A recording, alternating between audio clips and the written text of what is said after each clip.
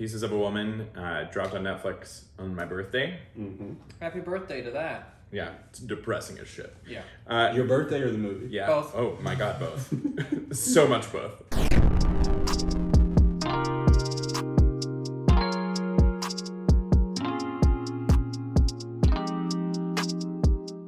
But no, Pieces of a Woman is about grief, like intense grief. It starts with a tragedy during a birth, and then basically it's the emotional fallout of what happens from then on.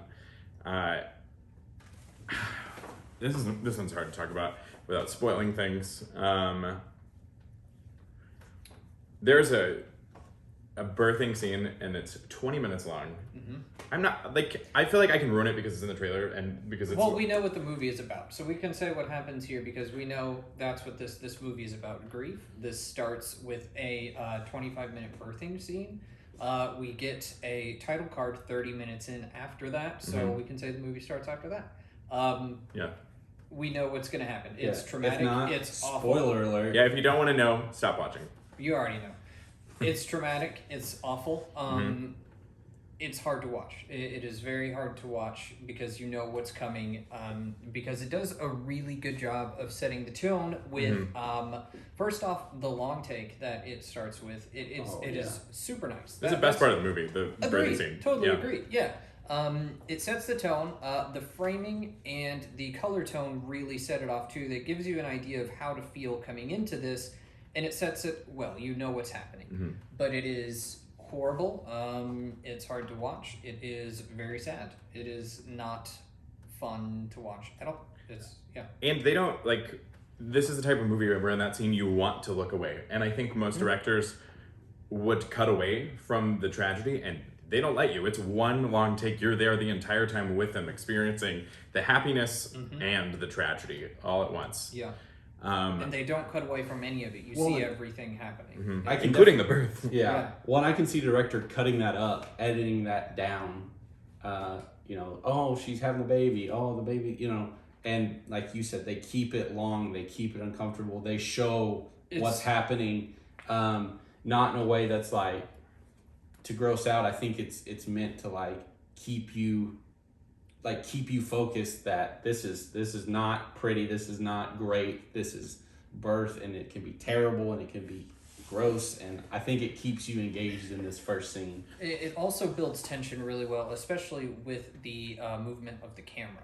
The camera is extremely active towards the end once everything starts to go downhill. It starts off with this long take, and it is like pretty calm. Everything's going along. You notice that it's a long take, and you're like, oh shit, we've been going for a while on this. Right. But as things start to progress and as the birth starts to go down, the camera starts getting more active. It starts getting more hectic and frantic, and things are moving around. It's following, it's shaking, and it just really sets the tone and establishes that tension of the scene really well of what's happening. I think the first 30 minutes of this movie, they're perfect, and I think that from then on out, it's just scattershot. Like the movie does not know what it wants to be. It wants to live up to its first opening act, and it does not. This movie is about Vanessa Kirby's character and like the tragedy she's going through, and it wants to also be about Shia LaBeouf and what he's going through, and it wants to also be about her mother and like their relationship, but it's not. It's about her, and I don't know. She is incredible. She's perfect in it. Like Her performance is the best part. Absolutely. I think she did a really good. I know this is a weird thing to highlight, but I think she did a great job in that first scene with the birth, because it seems like in a lot of movies, people do it way over the top. Like and she did a good job of like flip flopping between like she's happy, then she's scared, then she's in pain, and she's cussing, and she's crying, and like it felt like she was giving birth, and it which is realistic. crazier because she doesn't have have any kids. So that, to me, watching that, all I could think was like, this is something someone clearly not rehearsed, researched, watched videos to get this right, and it comes across. It does a really good job coming across. I think it does a decent job about talking about how tragedy affects partnership. I don't think they're married. I really don't think they are. No, they're not. They, I think they are called partners at some point. And So- she corrects somebody, I think. Oh, I think it was in the court scene, and Yeah. she said partner. Yeah. Yeah. And how it affects family as well, even extended family. This movie, it's not bad, but it's not good. But it could have been great, I feel like. See, I would say that there are parts that are bad. There are. I just mean as a whole. I agree with you that they're bad parts. I think the bad parts really do drag it down, though. I would say there is more. The bad is weightier than the good. We had that opening segment, which was pretty good, pretty great, and her performance is pretty great. But everything else outside of that is not very good. It's unfocused. It has problems with tone. It has problems with direction. It has problems with consistency. And honestly, I think outside of her, I think it has problems with performances too. I think Shia LaBeouf is extremely inconsistent. I think he's very hit or miss. Some of his performances, again, in that opening portion, he was really good. I thought he was great in that.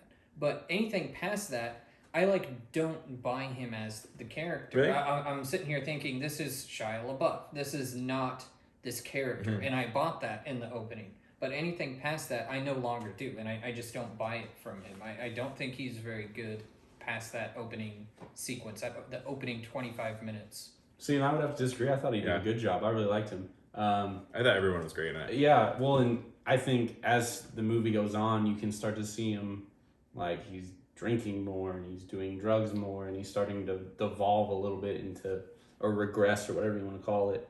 I thought he did great. I loved his performance. I wouldn't say loved, but I really liked his performance. And then to me, Vanessa Kirby did fucking amazing. Yeah, she was perfect. She was phenomenal. Ellen Burstyn also, I thought, was fantastic. Is that the mom? Yeah, that's her mom. Yeah. Now, it gets into that sort of misery porn.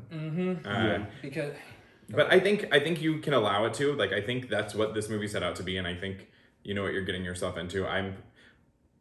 I just think it could have been done so much better, but I don't want to say this is how. It just needed to be more focused and just focus on her. I feel because it encapsulates 6 months, but it's just kind of jumping around.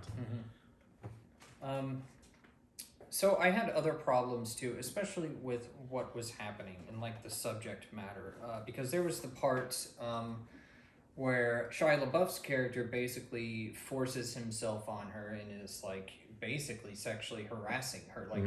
He is assaulting her. He raped her. I think. It's horrible and fucked up, and it's just hard to watch. I know that is a disturbingly common thing to happen. It's just really hard to watch, especially when you are already experiencing all of this horrible shit that's happening in this movie, just one thing after another. It's sucker punch after sucker punch after sucker punch, and then things like that happen too, and then we have this scene where we watch him actually doing these things to her. It's horrible, it's fucked up, and it doesn't break away then either. It doesn't, and it's just hard to watch. It's not I just have a problem watching that. That's fine for other people, other people can handle that better, but abuse, and especially sexual abuse, is extremely hard for me to watch and palate. I don't like it. I don't like watching it. It brings down the movie for me, but again, I know that is a disturbingly common thing that happens every single day. So in relationships. It's one of those things, it's there, it happens a lot, but I really have a hard time watching it personally. I think this movie is 2 perfect scenes and a really good scene, and the rest is fine. I like the scene, obviously the opening scene, and then the scene with her mother at her house when the family's there, and it's the next long take. And then the courtroom scene, I liked that one. I didn't think it was great, but there were parts I liked her speech. But I think I want to talk about Shia LaBeouf and his character and who he is as a real person, because recently his ex, FKA Twigs, I'm going to just read it so I don't say it incorrectly. She filed a lawsuit in Los Angeles accusing Shia LaBeouf of sexual battery, assault, and infliction of emotional distress. And he does all of those things in this movie yep. to the main character. And I think that's hard to separate. And like that's something I was thinking the whole time I was watching it, and I couldn't separate him from I'm his glad I feelings. didn't know that watching this. Yeah, You may have mentioned it, but I think I forgot. I think I told you after. Yeah, I think you might have told me that because I agree that would have been very hard to separate. Like, you know, I'm watching it. Well, at least I know deep down it's the act. They're acting. Well, clearly he wasn't acting anyway. So that would have made the movie tougher to palate for me. Yeah. The palate to take. I don't know why I said that. I think it's important to separate the person from their work, but I think there's some things that you can't separate. And I think I don't know. I think it's hard to know if he's acting or not, like because he's like done something like that. You know what I mean? Mm-hmm. I don't know. I just think it's fucked up. Yeah. It just it compounds the problems I already had with the movie in the first place. Mm-hmm. You know. Okay, it's on Netflix. I'm kind of done talking about it because it's making me sad. Yeah, same. Yeah. Watch the first 30 minutes. Yeah. First 30 minutes are great. The long take is awesome. Yeah, I think it is. Well, let's talk about the Oscars a little bit, and award season, because this is getting a lot of buzz, and she entered the conversation a lot. She won Best Actress at Venice Film Festival last year. I think she is definitely a lock for a nominee. It's basically there's the Best Actress race is like up in the air right now. It's between 4 people. It's her, Frances McDormand, Viola Davis, and Carey Mulligan. And out of all of them, I think she deserves it just for that scene. I think she's incredible. I don't know. I love Carey Mulligan and Promising Young Woman. The other two already have Oscars. To me, this is what's tough with awards. Is like it's hard to separate out what's a better acting job from a better movie. Because I will agree that Promising Young Woman is a way better movie. Right. But I can also see what you're saying, which is there are some scenes in this that might deserve the award more than say. Some Well, just the scenes performance as a whole. I think. That's what I'm saying. Like, and I've always had problems trying to kind of separate those two things. Yeah, it's hard to separate, but I don't know. I think it's interesting. We'll talk about that later when it gets closer. Yeah. But let's do scores.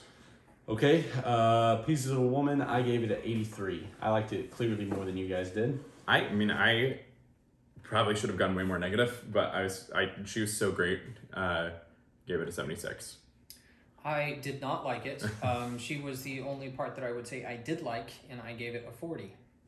So our number is a 66. It's on Netflix. It's up to you if you want to watch it. We'll see you next time. Bye. Bye.